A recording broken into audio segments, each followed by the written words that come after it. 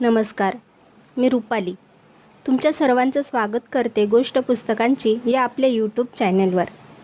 आज लेखक शंकरराव खरात यांच्या जागल्या या कादंबरीतील कथा तुम्हाला वाचून दाखवणार आहे. कथा 1970च्या ग्रामीण जीवनाविषयी आहे. लेखकाचे बालपण आणि समाजाची प्रथा यावर आधारित कथा आहे. कथा आपल्याला आवडल्यास प्रतिक्रिया नक्की कळवा. सबस्क्राईब करायला विसरू नका. तुमच्या एका लाईक्स आणि कमेंट्समुळे मला प्रेरणा मिळते, तर लाईक्स आणि कमेंट्स नक्की करा.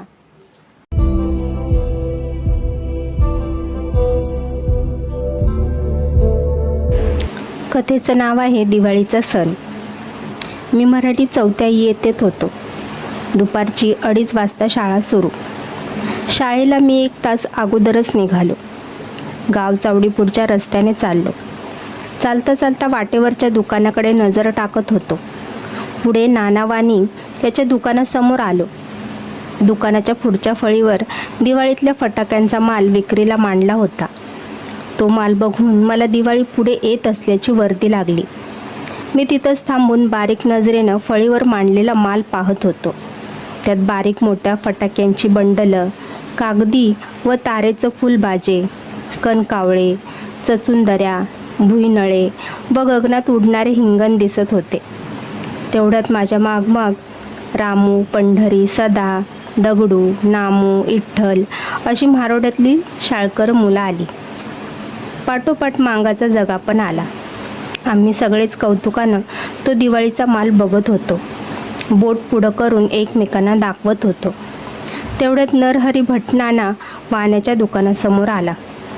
दुकानासमोर आम्हाला पाहताच तो तडकला. ए महाराजच्या पोरांनो, हालता का नाही इथनं? कार्ट्यांनो, फळीला लागून आम्हाला काय विटाळता?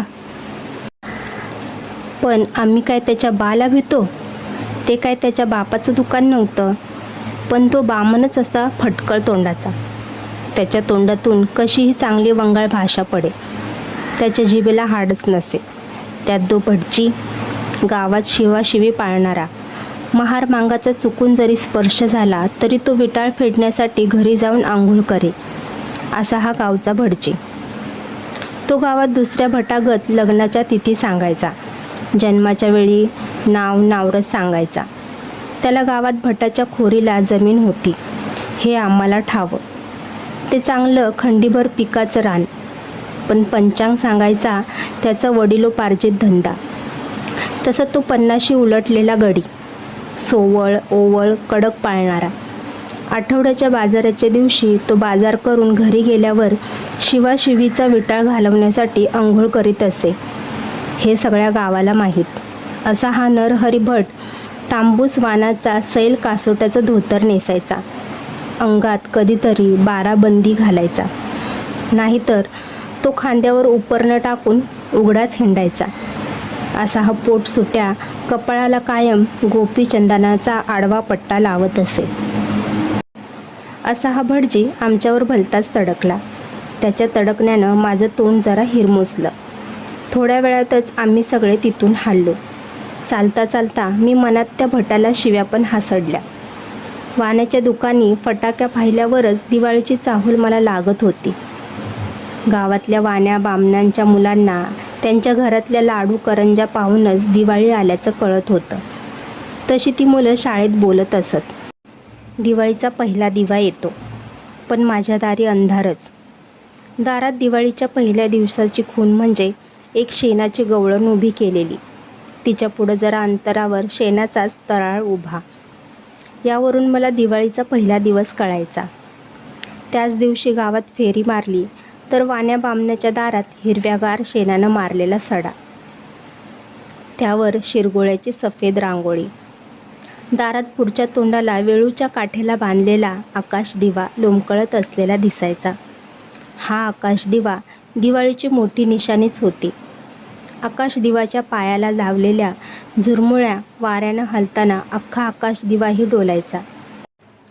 आणि पहिल्या दिव्याच्या दिवशी अंगणात पेटलेल्या पंत्या प्रकाश फेकत असत. दारात फटाक्यांचा आवाज उठत असे. फुलबाजीचा प्रकाश झगागत असे. माझ्या दारात दिव्याची पंती नसे. का फटाक्यांचा आवाज नसे. आई रानातून रोजगारानं आल्यावरच घरात दिवा लागत होता. खरं तर माझी आणि माझ्या सोबत्यांची खरी दिवाळी गावातच होत असे. रात्र झाली का आम्ही सोबती पंढरी, दगडू, दामू गावात जात होतो. मग आमचा पहिला मुक्काम ह्या खोत्याच्या वाड्यापुढं व्हायचा. तिथं उभं राहून गावातल्या वाड्यापुढं तांबोळ्याच्या दुकानापुढं उडणारी फटाक्यांची माळ कौतुकानं बघायचो. तारेच्या फुलबाजाचा झगमगता प्रकाश डोळे दिपवायचा.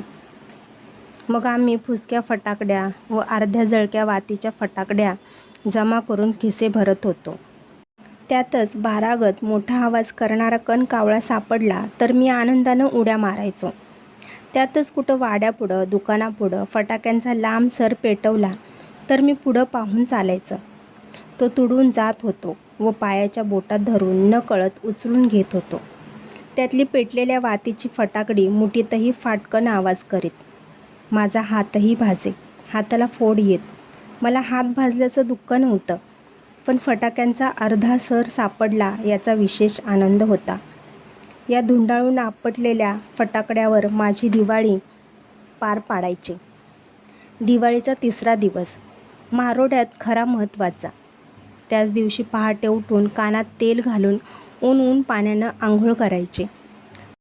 मला तर वर्षातून त्याच दिवशी एकदा गरम पाणी अंगावर मिळायचं.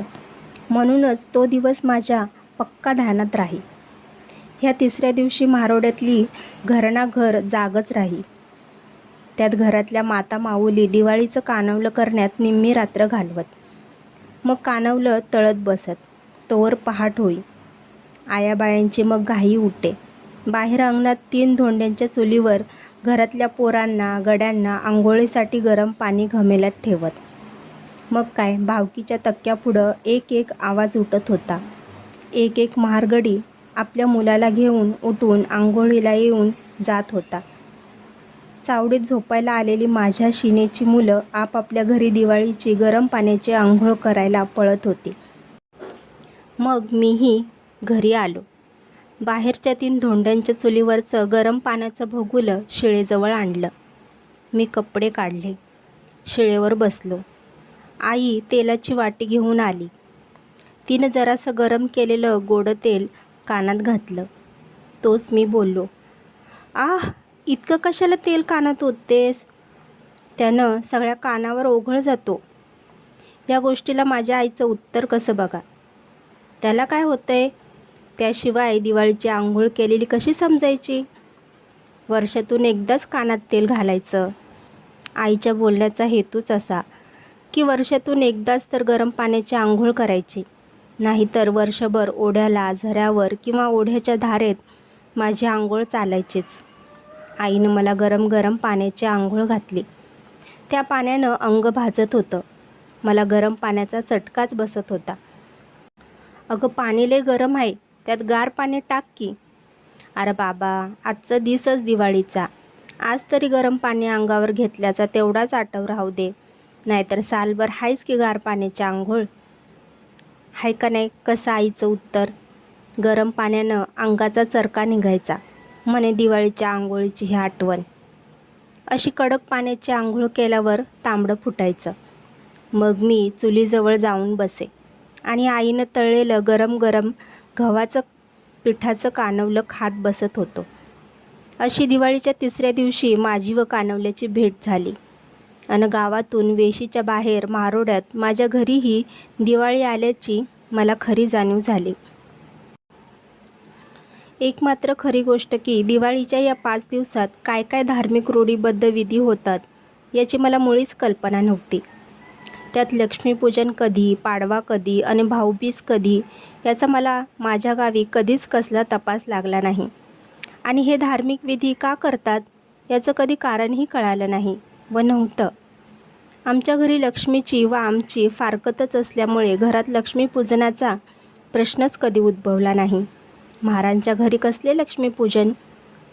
दिवाळीच्या पाडव्याचा तर मला कधी उलगडाच झाला नाही. उन्हाळ्यात पाडव्याचा सण येतो. त्यावेळी दारात गुड्या उभारतात. वाण्याच्या दुकानात साखरेचे, नारळीचे, खोबऱ्याचे, खारकाचे, हाराच्या माळा विक्रीला मांडतात. पाडव्याला महादेवाच्या कावडी आसनं उभा करतात हा पाडवा मला माहीत होता, पण दिवाळीचा पाडवा हा मला कधीच उमगला नाही. दिवाळीचे लक्ष्मीपूजन, पाडवा, भाऊबीज या सणाचा शिरकाव माझ्या घरात मारोड्यात कधी झालाच नव्हता. तशा मला 3 मोठ्या बहिणी, पण घरात भाऊबीज कधी झाली नाही. दिवाळीचा माझा हिशोब फक्त दारात घातलेल्या शेणांच्या गवळणीवर होता. पहिल्या दिवशी 1 गवळण, दुसऱ्या दिवशी 2 गवळण, तिसऱ्या दिवशी 3, चौथ्या दिवशी शेणाचाच डोंगर केला जात आणि 5व्या दिवशी 5 पांडव दारात बसत होते. त्यांच्यापुढं तराळ काठी घेऊन असे. त्यांच्यापुढं दूध तापायला ठेवले जात होते. तो दिवस मावळला का पांडव वनवासाला निघत होते. वनवासाला म्हणजे आमच्या छपरावर त्यांना ठेवत. पांडवाचा वनवास आला का दिवाळी संपली, असा हा माझा पक्का हिशेब होता. पण या गवळणी पांडवांच्या पुढं तराळ कसा, या प्रश्नाचं नीट उत्तर मला अजून सापडलं नाही. तुम्हाला जर लेखकाच्या या प्रश्नाचं उत्तर माहिती असेल तर कमेंटमध्ये नक्की सांगा.